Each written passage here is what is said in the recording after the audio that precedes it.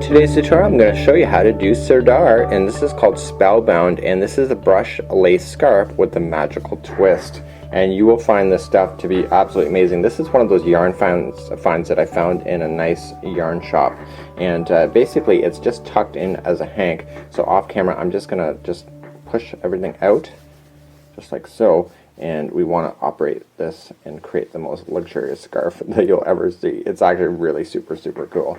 So let's begin to open it. And so we're going to notice that there's tie areas, just like this. We're just going to take our scissors and cut those out, just like that.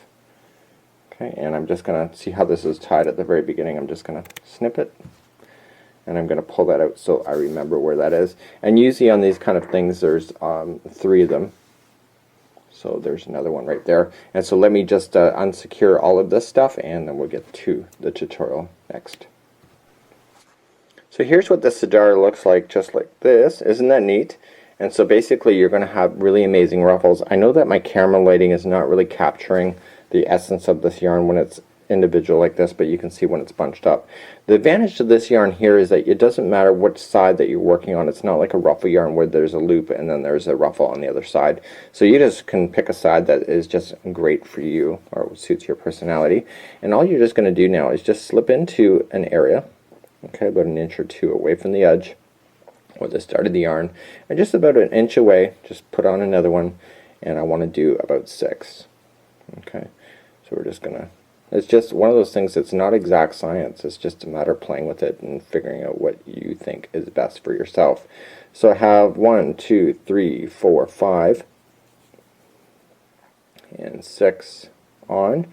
And now that you have everything casted on, it's about now to do the next line, and let's do that next.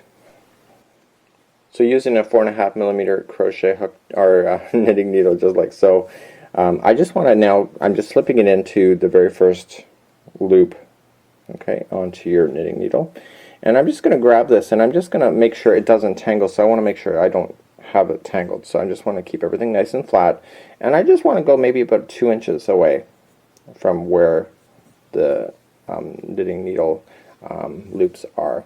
So about 2 inches away, and I'm going to knit that through. Okay, so let's go into the very next one. The first line is always the toughest, about 2 inches away.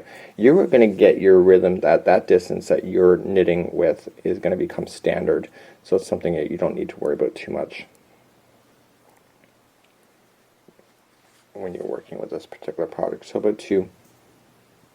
So the longer distance you go, so here's the secret, the longer distance you go, the more the ruffle you'll have. The shorter it'll be, the more flatter it will be. So I'm about a 2-inch kind of guy. In knitting, let me just clarify that, in knitting. So here we go.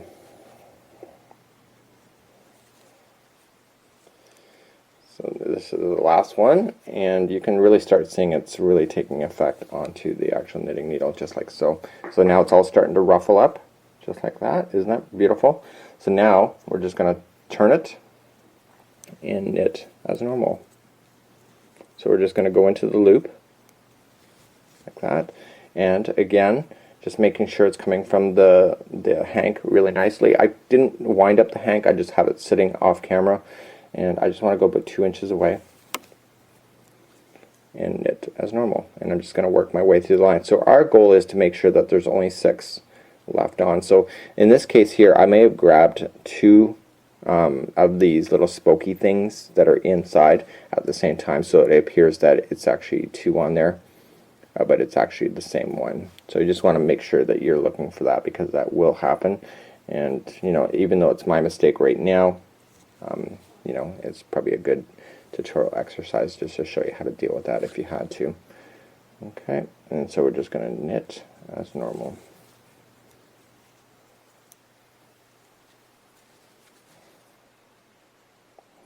You were going to get into the rhythm on how this yarn is playing coming off this hank.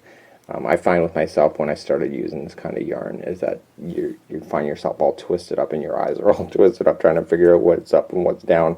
But once you do find your rhythm, you're going to notice that it's actually very easy to do as you're working along in your project.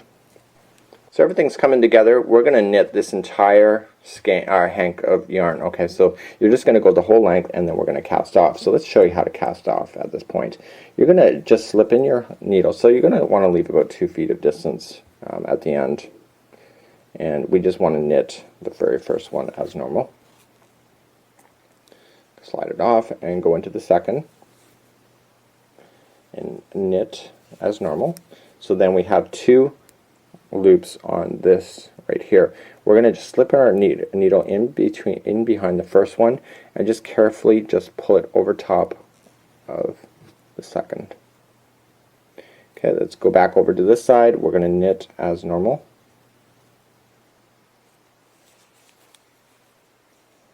Okay, taking the first loop on this side and just pulling it up and over.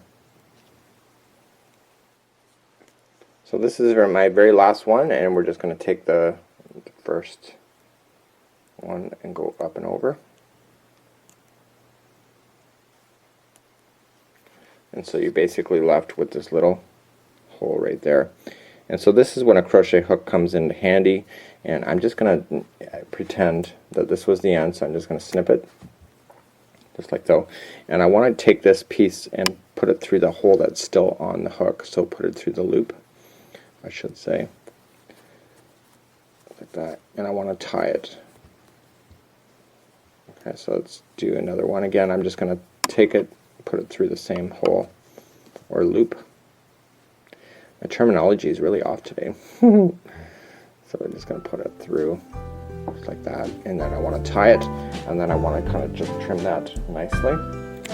Like that. And so basically, because it's ruffle yarn, all of that will get lost in the project and you don't even have to worry about it. So that's how you're going to do the Sirdar Spell Bound, and it's find this in nice high-end, medium-end yarn shops across North America. Until next time, I'm Mikey from the Crochet Crowd.